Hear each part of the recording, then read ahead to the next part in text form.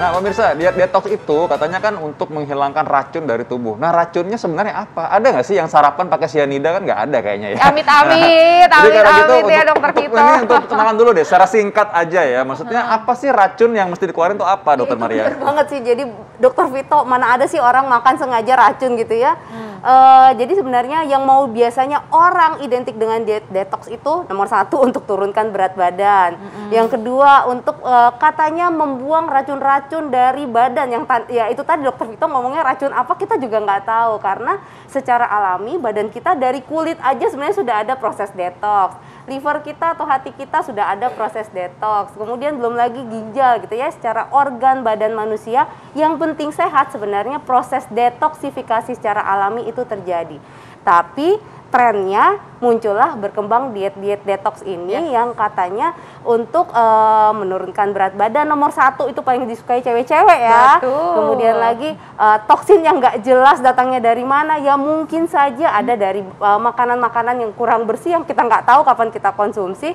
Mungkin itu yang dimaksud. Tetapi sebenarnya secara penelitian dok, belum ada bukti yang kuat bahwa diet detox yang beredar sekarang ini itu mampu menyelesaikan kemudian menurunkan meningkatkan proses ini antioksidan di dalam liver, kemudian juga belum terbukti bahwa kemudian ada racun-racun yang keluar. Itu ternyata secara penelitian belum kuat ke arah sana.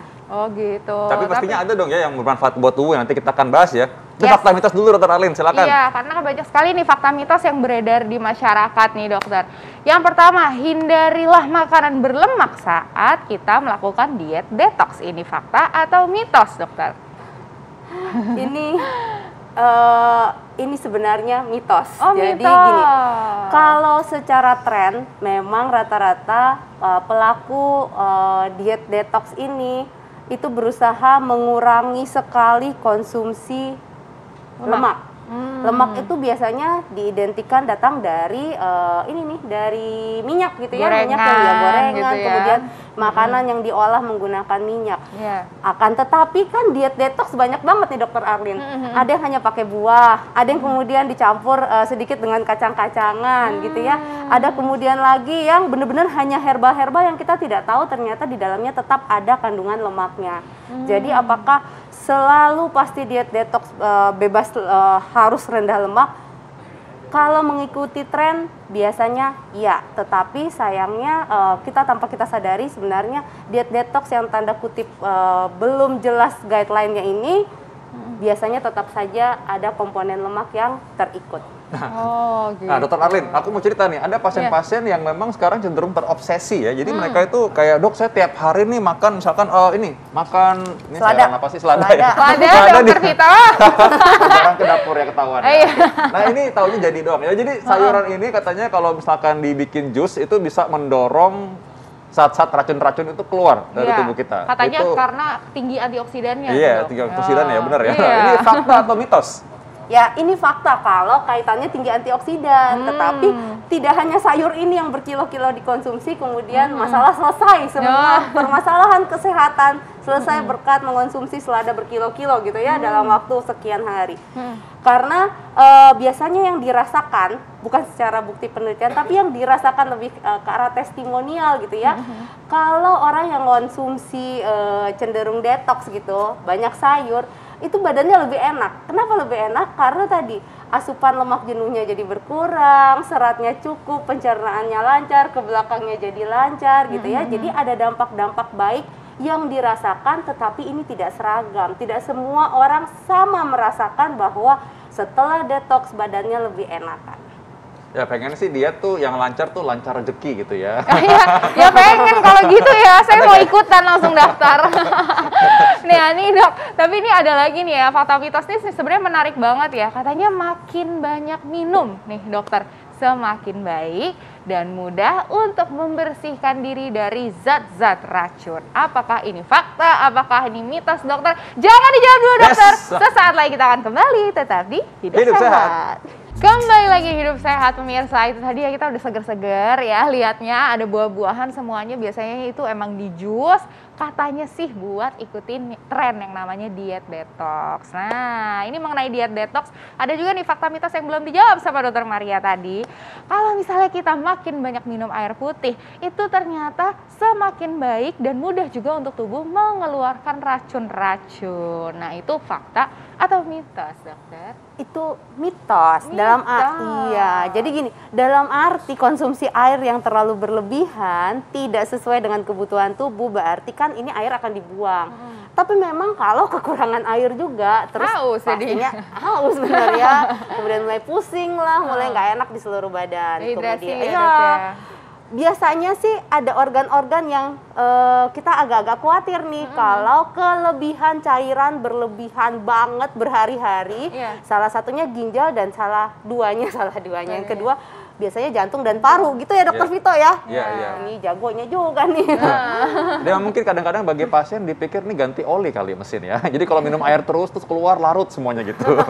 Padahal tidak begitu ya. Jadi sebenarnya yang lebih oke adalah minum airnya yang cukup sesuai dengan kebutuhan tubuh. Jadi bukan hanya air semata-mata ini. Biasanya kan orang taunya detox dengan air, minum air gonggongan gitu ya. Terus air ini bisa juga kita peroleh dari jus buah gitu ya, dari buah yang berair, tidak perlu di blender, tidak perlu di jus juga kadang-kadang. Harusnya ini juga asupan air kita jadi cukup. Ya, itu mungkin masyarakat juga perlu tahu nih dok, sebenarnya maksimal berapa sih atau ada minimalnya kah gitu ya untuk kita mengkonsumsi cairan? Air ya. Jadi bukan cuma air ya. Untuk cairan rata-rata biasanya kita hitung kasar 30 mililiter per kilogram berat badan, tapi itu dengan catatan kita dalam kondisi benar-benar oke, tidak ada masalah di organ-organ. Kalau ada masalah ya tetap harus tanyakan ke dokternya. Yes, betul sekali. Nah ini di sini di hadapan kita sudah ada buah-buahan dan juga sayur-sayuran yang cantik-cantik nih dokter.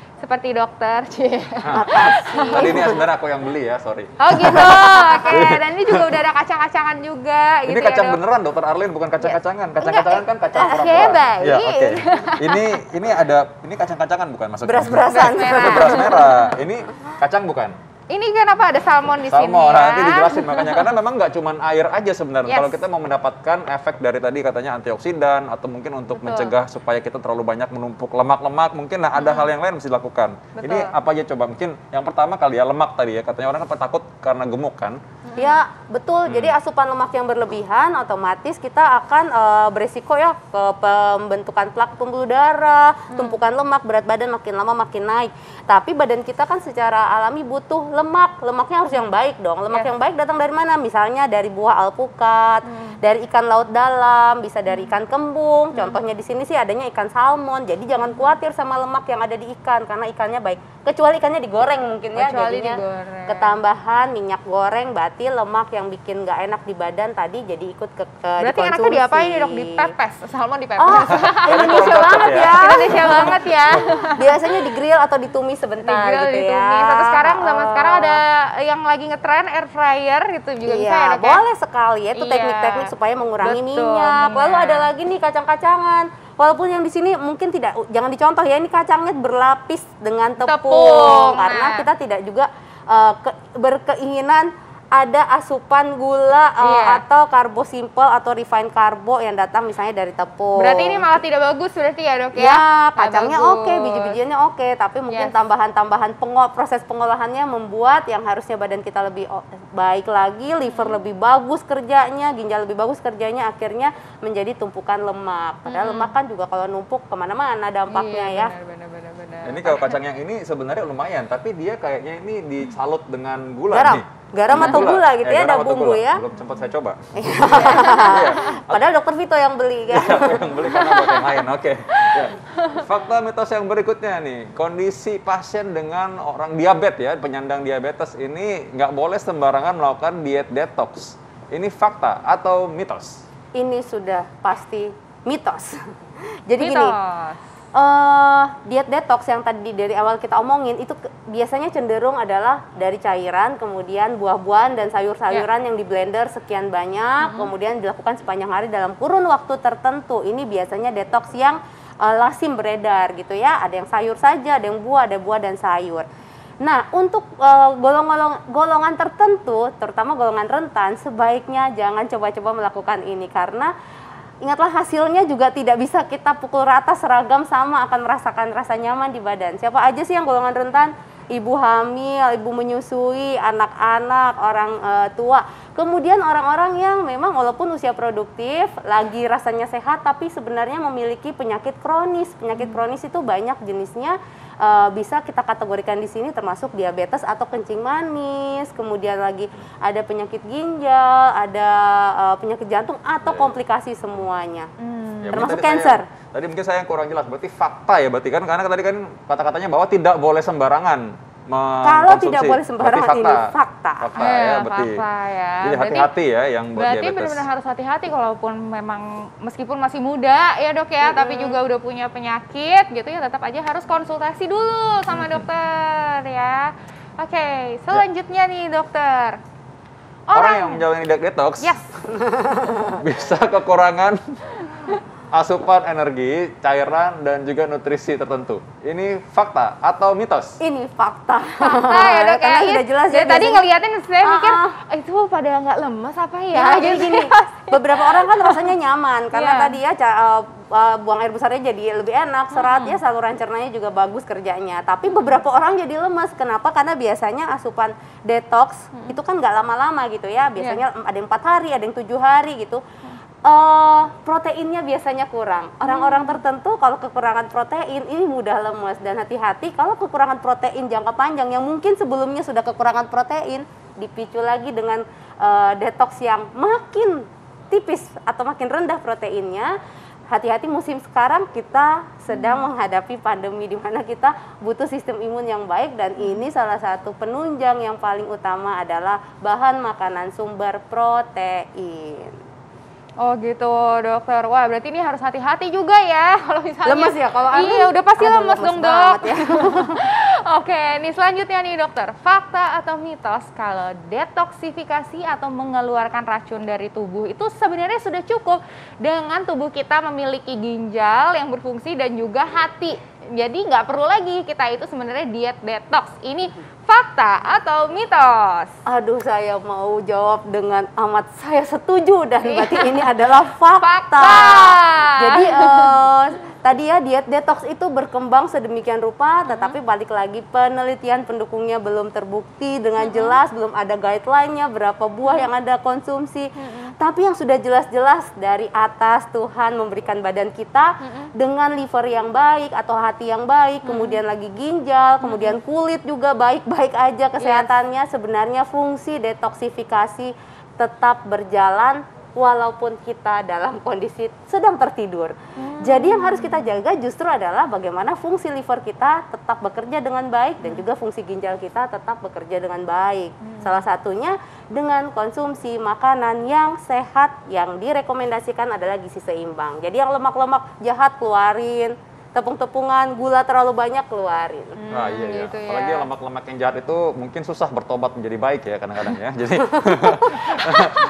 kecuali kalau dokter Arlin ya yang kan tobat kayaknya orangnya ya dokter Orangnya Vito, bukan bertobat. lemaknya. Lemaknya jangan dijadiin kambing hitam. Aduh. Baik, dokter Arlin yang baik hati, hatinya baik ya dokter Arlin ya. Nah ini katanya kan tadi dokter sudah sempat menyebutkan bahwa sebenarnya kita udah punya organ untuk mengeluarkan. Jadi contoh misalkan kalau kita berkeringat atau kalau kita misalkan aktivitas fisik. Nah ini fakta atau mitos nih yang penting nih. Aktivitas fisik dapat meningkatkan sirkulasi sekaligus menghilangkan racun dalam tubuh kita. Ini fakta atau mitos? Ini fakta. Fakta. Jadi kenapa direkomendasikan gitu? Biasanya yang merekomendasikan dokter jantung. Iya. Beraktivitas fisiklah setidaknya 150 menit seminggu atau 5 kali 30 menit gitu ya. Wow. Per minggu. Karena apa? Karena dengan kita berolahraga yang rutin, otomatis sirkulasi, bahasa gampangnya sirkulasinya jadi lancar. Ya proses-proses tadi metabolisme lah ya. Kalau ada yang mau dibuang dari liver, dari ginjal, ini juga bisa berjalan dengan lancar. Tetapi pada kondisi tertentu kalau olahraganya terlalu kencang, asupannya juga nggak bagus, ini dapat menyebabkan peningkatan prooksidan. Itu sebabnya kadang-kadang dokter kan makanlah 5 porsi sayur atau buah supaya apa? Supaya antioksidannya juga masuk. Kalau ada proses-proses yang menyebabkan prooksidan bisa dienyahkan dengan segera. Widih, langsung hempas gitu ya dok ya. Nah Ini berarti yang dinamakan oleh dari tadi kita bahas mengenai diet detox, ini berarti udah nggak usah kita pikirin lagi ya dok ya. Mendingan kita pikirin apa yang penting. Yang penting adalah gimana caranya organ-organ tubuh kita ini bisa dapat berfungsi dengan sempurna. Benar begitu dokter? Betul sekali kesimpulannya. Nah, tapi masyarakat juga pengen tahu nih dokter, gimana sih sebenarnya tipsnya nih supaya organ-organ tubuh kita, bukan cuma mobil kita nih yang kita jaga gitu ya, tapi juga spare part-nya kita nih juga. Gimana caranya supaya tetap sehat walafiat? Silakan dokter. Iya, dengan supaya tetap berjalan dengan baik, yang nomor satu dokter Arlin tadi sudah bilang, jagalah fungsi organ-organ kita supaya tetap berfungsi dengan baik setiap hari di saat kita beraktivitas maupun saat kita lagi istirahat. Jadi konsumsilah makanan yang memang prinsipnya adalah gizi seimbang. Jangan lupa istirahat yang cukup, minum yang cukup, olahraga yang teratur, dan stress management. Jadi kendalikan stres dengan baik karena semuanya ini yang akan melindungi tubuh kita, terutama organ-organ vital di badan kita. Nah itu pasti, jadi hati itu maksudnya stres juga, maksudnya kita nggak boleh terlalu marah sama orang, terus kita harus tahu gimana cara menyelesaikannya gitu, nggak boleh terlalu iri atau benci gitu. Jagalah hati, jangan kau nodai gitu katanya. Ini acara hidup sehat kan masih ya? Sama dedehnya tadi udah. Ya, udah. Oke, terima kasih banyak dokter Maria. Terima kasih dok. Nah, berikutnya kita akan bahas nih, ini hal yang penting juga. Kadang-kadang rasa nggak sih kalau bangun gitu, kadang-kadang ada orang yang matanya buram atau buram atau sepet nggak bisa dibedain. Tapi kalau buram apakah itu penyakit, gangguan kesehatan? Kita akan bahas setelah ini, tetap di Hidup Sehat.